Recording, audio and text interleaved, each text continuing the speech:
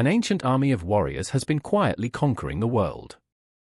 Wherever small battalions of China's famous terracotta warriors are exhibited, they win over a new legion of fans. They lied to us. For nearly 50 years, we were told the terracotta army was fully understood.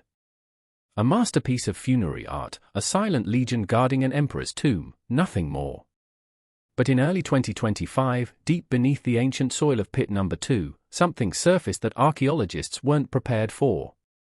Terracotta soldiers and horses were also our exhibit on new discoveries such as terracotta legal officer and terracotta musicians and dancers. Whispers began inside excavation teams, unusual formations, uncatalogued patterns, a figure unlike any they had encountered. It's a vast pottery army which is slowly being unearthed from the tomb where it's lain for more than 2,000 years. Official statements were vague, even rehearsed. Photos were tightly controlled. And yet, the scientific community could feel it. Something significant had been uncovered. The terracotta army in Xi'an is incredible in its scale, intricacy, and historical significance. Something that challenges not just our understanding of the terracotta army, but the very legacy of Qin Shi Huang himself.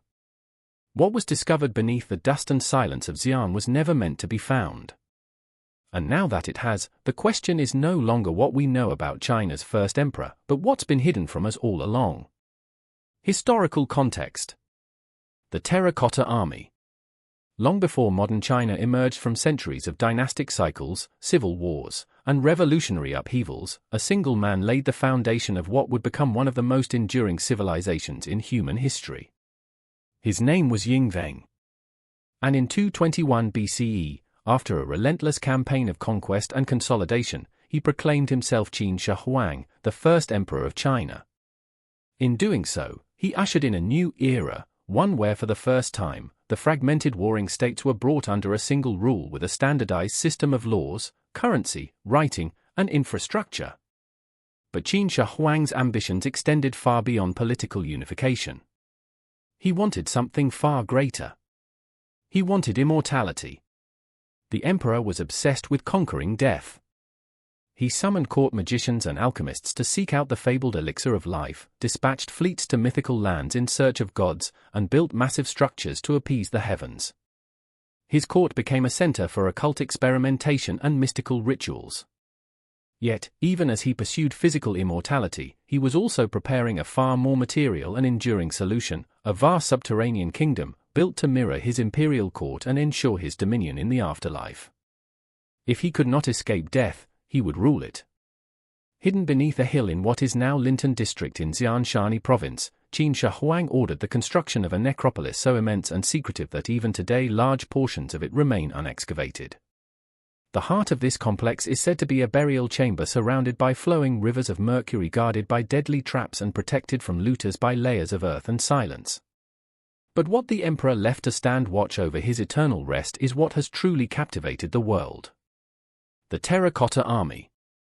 In 1974, over 2 millennia after Qin's death, a group of farmers drilling a well inadvertently unearthed shards of pottery. What they had discovered, buried just beneath their fields, was the edge of something monumental. Archaeologists soon confirmed that these fragments belonged to life-sized clay warriors, part of an underground military formation unlike anything seen before. As the excavation expanded, it revealed row upon row of soldiers, archers, cavalry, chariots, and horses, all crafted in meticulous detail and arranged in battle formation. It was an army frozen in time, yet pulsing with purpose.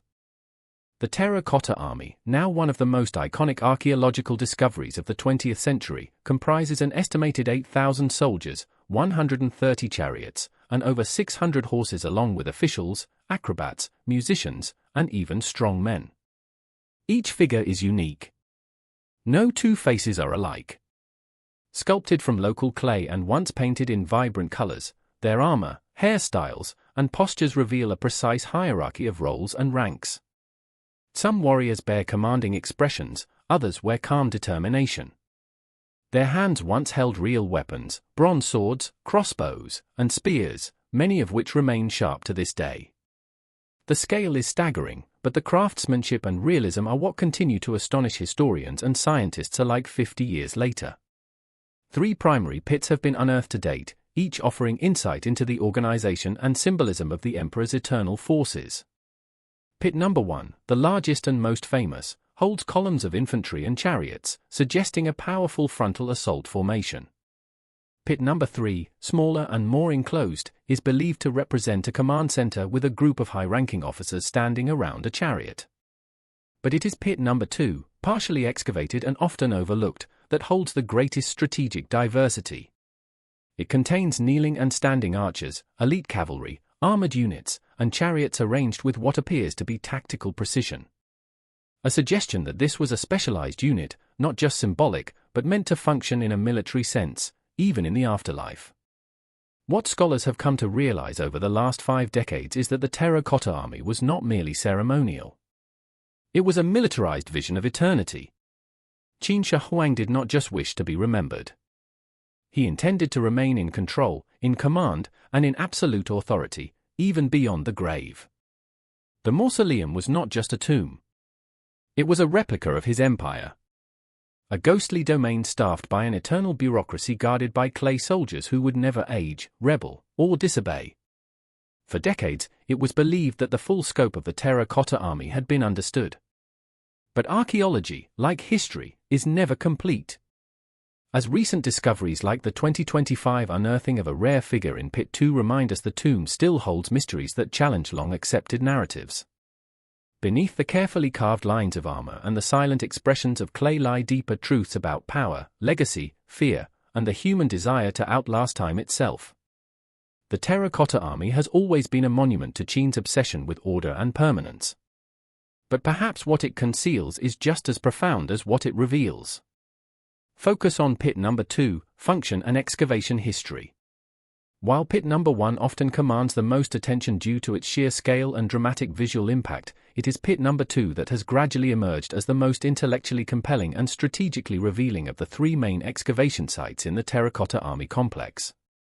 Often overlooked in favor of the infantry-dominated layout of pit 1, pit 2 has quietly become a critical key to understanding not just the vastness but the sophistication and subtlety of Qin Shi Huang's vision for his underground army. Where pit 1 presents a show of raw military might. Dense ranks of infantry arranged in tight battle formation. Pit 2 tells a different story. Here the focus is not on numbers but on functionality and complexity. Measuring approximately 6,000 square m, pit 2 is smaller than its counterpart. Yet, it contains a rich mix of military units that hint at a more layered and strategic design.